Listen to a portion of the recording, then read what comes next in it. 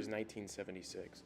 Nebraska is locked in a fierce battle against Oklahoma, clinging to a precarious 17-13 lead. With Oklahoma facing a crucial 3rd and 16 from the 34-yard line, Nebraska's hopes of defeating their rivals for the first time since 1971 hang in the balance. This moment will decide it all.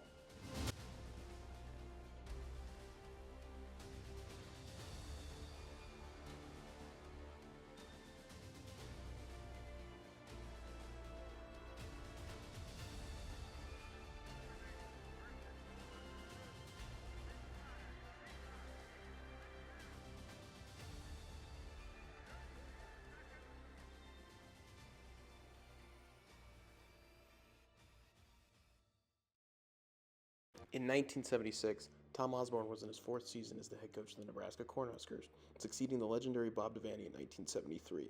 Devaney, who had lost only 2 games in his final 3 years, set a high standard for Osborne to uphold. However, Osborne faced a challenge in his record against Oklahoma, which stood at a troubling 0-4 following their 1976 loss. Despite finishing the season with a solid 9-3-1 record and rallying to defeat Texas Tech in the Blue Bonnet Bowl, Osborne received stark feedback. Had he lost that game, he might have been fired. The pressure intensified as frustrations mounted amongst fans and boosters over Nebraska's repeated defeats against the Sooners.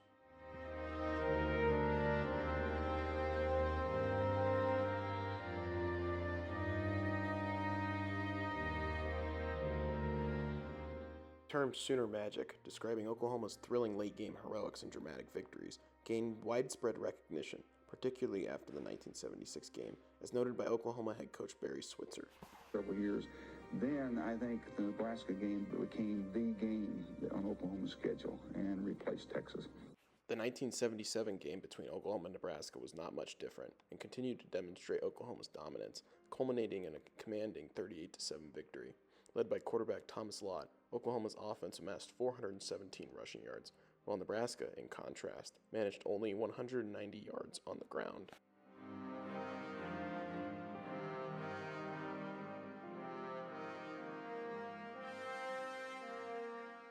In the 1978 season leading up to their game against Oklahoma, Nebraska improved a lot under coach Tom Osborne. The quarterback, Tom Sorley, played well and led the team. Nebraska's offense and defense were strong, winning most of their games. They came into the Oklahoma game with a great 9-1 record, their only loss being to Alabama. Head coaches of Oklahoma and Nebraska. College football today. From Lincoln, Nebraska's Memorial Stadium, the Big 8 shootout between these two offensive giants, number 1 ranked Oklahoma against number 4 ranked Nebraska. Nebraska was first in the country in total offense with 515 yards per game and scoring 41 points, while Oklahoma ranked second in both categories with 480 yards and 40 points. Early on, both teams struggled to move the football. That was, until Billy Sims took the football on Oklahoma's second drive.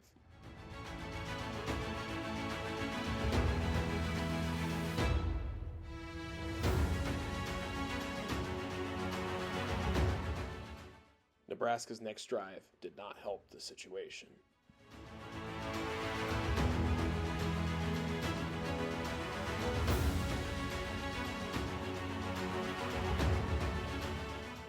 Nebraska's defense proved resilient, stepping up during crucial moments when their offense needed it most.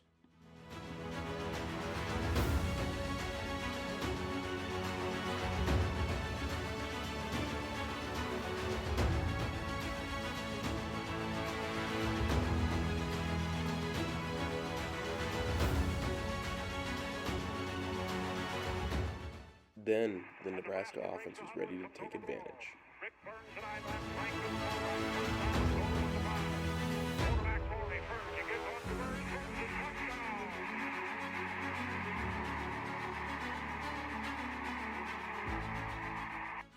Throughout the game, the Sooners would end up fumbling 9 times, with Nebraska recovering 6 of them.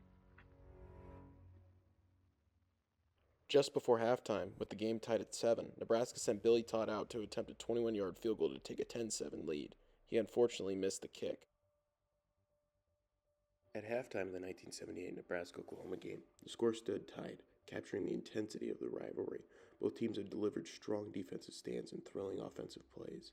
As the second half approached, excitement grew for more high-stakes action and possible game-changing moments from both teams.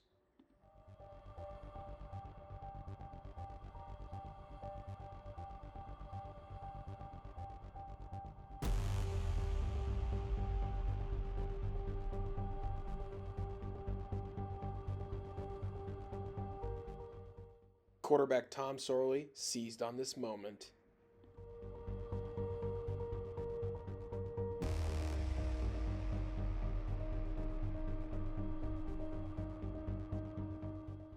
I Am Hip, a walk-on from South Carolina, etched his name into Cornhusker lore when he scored a crucial touchdown in the game.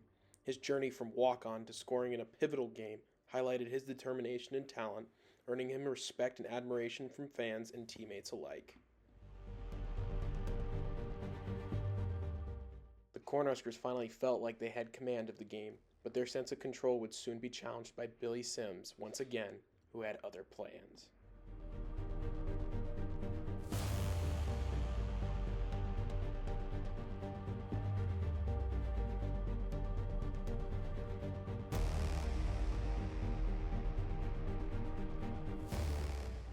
On the next drive, the Cornhusker offense responded well, but were stopped short of a touchdown and had to settle for a field goal from kicker Billy Todd. He drilled a 25-yard kick to take a 17-14 lead in the game.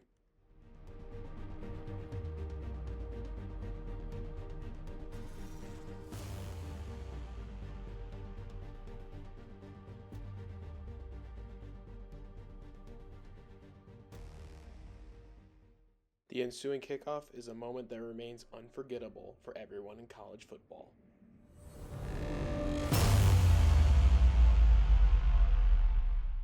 John Root had delivered a hard-hitting tackle on Kelly Phelps that jarred the ball loose. However, the call on the field was no fumble, a controversial decision that dealt a significant blow to Nebraska's momentum.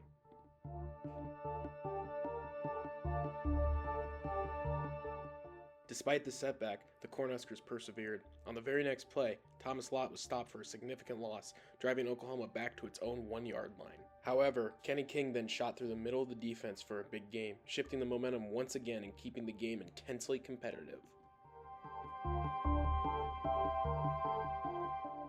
Oklahoma's fumbling troubles continued when Billy Sims coughed up the football once again, giving Nebraska a prime opportunity to maintain their lead.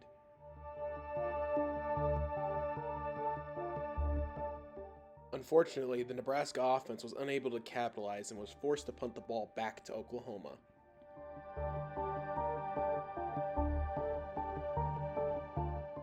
With 6 minutes on the clock, the Sooners had plenty of time and great field position to deal the Cornhuskers another agonizing defeat. Then, one of the most memorable plays in Cornhusker history, one that lives vividly in the minds of every Husker fan, unfolded.